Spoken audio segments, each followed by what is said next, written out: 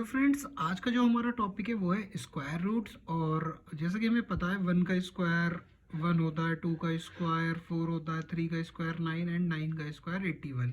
इसी टाइप से और नंबर्स का भी स्क्वायर्स होते हैं। ठीक है, अगर मैं स्क्वायर रूट की बात करूं तो मैं पूछ सकता हूं अंडर रूट ऑफ 81 क्या होता है, that is your nine. Nine का square root that is three, और फोर का स्क्वायर रूट दैट इज ये। ठीक है, तो इसी टाइप से हमारे पास ये आज तीन क्वेश्चंस हैं और हम फाइंड आउट करने की कोशिश करते हैं कि इन नंबर्स का क्या स्क्वायर रूट्स आएगा। ठीक है, तो उसके लिए एक बहुत सबसे छोटी सी ट्रिक है। आपको क्या करना पड़ेगा, सबसे पहले तो यूनिट प्लेस ऑब्जर्व करनी पड़ेगी। ठीक है, यूनिट्स प्लेस ऑब्जर्व करिए और ये पता लगाइए कि किस नंबर का स्क्वायर करने पर ये यूनिट प्लेसेस आती हैं। तो हम सबसे पहले एग्जांपल कंसीडर कर रहे हैं इस 5 to 9 को। ठीक है, तो इसमें जो यूनिट प्लेस है वो 9 है।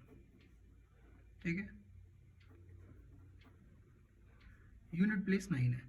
तो मेरे पास में दो नंबर ऐसे हैं जिसका स्क्वायर करने पर ये यूनिट प्लेस 9 मिल सकती है। एक होता है 3 का स्क्वायर और एक होता है हमारा 7 का स्क्वायर करने पर, क्योंकि 7 का स्क्वायर करोगे तो वहाँ से आपको 49 मिलेगा और वहाँ से ये 9 मिल जाएगा और यहाँ से हमें 9 मिलता ही है। ठीक है, तो मेरे पास दो ऐसे नंबर्स हैं जो मुझे यूनिट प्लेस पर 9 दे सकते हैं। तो मेरा ये कंफर्म हो गया कि जो मेरी यूनिट प्लेस पर वैल्यू आएगी, ये जो नंबर जिसका भी स्क्वायर होगा उसके आंसर में आइदर यूनिट प्लेस पर 3 आएगा या यूनिट प्लेस पर 7 आएगा। ठीक है, ये डिसाइड हो गया। ठीक है, अब ये कैसे डिसाइड करें कि आगे क्या नंबर आएगा, तो उसके लिए बहुत सिंपल सी ट्रिक है। आपको याद होना चाहिए 10 का स्क्वायर। ठीक है, फिर उसी टाइप से 20 का स्क्वायर, फिर 30 का स्क्वायर जो कि है हमारा 940 का स्क्वायर जो कि हमारा 1600। ठीक है, ऐसे ही ये सारे स्क्वायर्स आपको याद होने चाहिए टिल 100 तक। ठीक है, और बहुत बेसिक है। ठीक है, ऐसा कुछ इसमें हार्ड नहीं है। ठीक है, चलो अब हमें क्या ऑब्जर्व करना है, हमें ये ऑब्जर्व करना है ये जो नंबर है 5 to 9 किन दो नंबरों के बीच में लाई करेगा।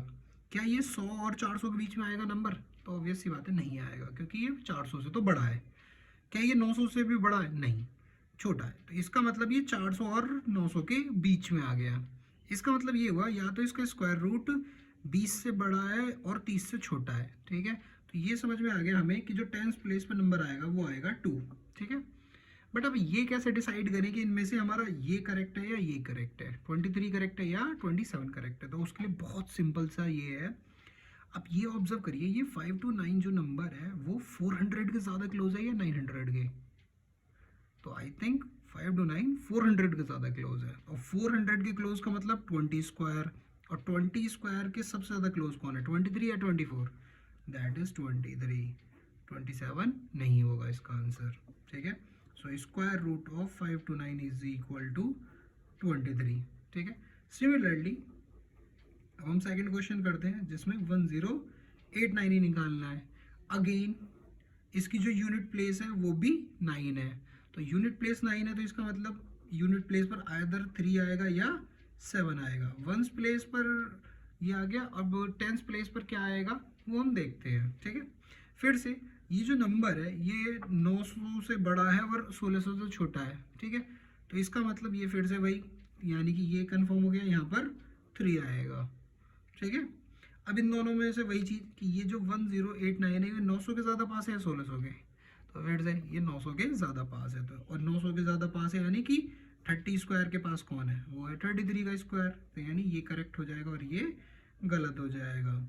सो स्क्वायर रूट ऑफ 1089 अब हो जाएगा आपके लिए 33। ठीक है, चलिए अब देखते हैं क्वेश्चन नंबर हमारा 3 जिसमें है 5776।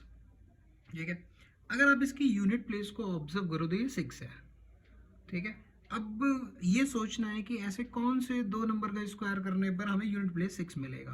तो एक होता है हमारा 4 का स्क्वायर जो कि हमें 16 देता है, तो यूनिट प्लेस से 6 मिल गया। और एक और नंबर है जिसको वो है हमारा 6 का स्क्वायर विच इज़ 36, तो यूनिट प्लेस पर ये भी हमें 6 ही देता है। ठीक है, तो हमारा ये पता चल गया कि हमारा यूनिट प्लेस पे या तो 4 आएगा या 6 आएगा। टेंस प्लेस पे क्या आएगा वो हम उसी सिमिलर तरीके से फाइंड आउट करेंगे। ठीक है, फिर यही पता लगाना है ये किन दो नंबरों के बीच में लाई करेगा।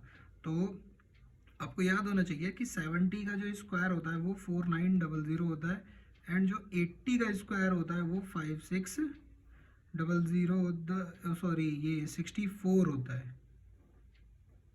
ठीक है, ये 64 होता है। ठीक है ना, तो यानी कि ये जो नंबर है ये 5776 ये इन दो नंबरों के बीच में लाई कर जाएगा, तो यानी कि ये हो जाएगा मेरा 7।